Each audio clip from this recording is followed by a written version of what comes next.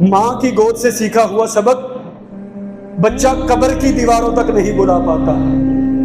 ماں اگر گانے سننے کی شوقین ہو تو بیٹا بھی فلمی ایکٹر پیدا ہوتا ہے۔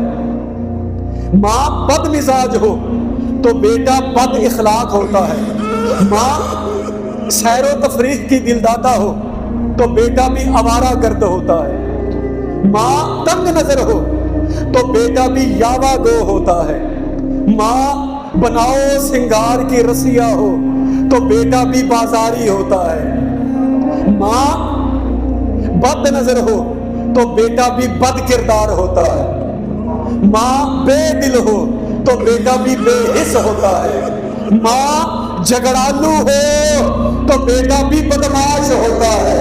ماں بے دل ہو بیٹا بھی بے شعور ہوتا ہے، اور ماں اگر نمازی ہو تو بیٹا بھی عبادت گزار ہوتا ہے۔ ماں شب زندہ دار ہو تو بیٹا بھی تہجد گزار ہوتا ہے۔ ماں پارسا ہو تو بیٹا بھی نیک تینت ہوتا ہے۔ ماں شریف ہو تو بیٹا بھی صالح ہوتا ہے۔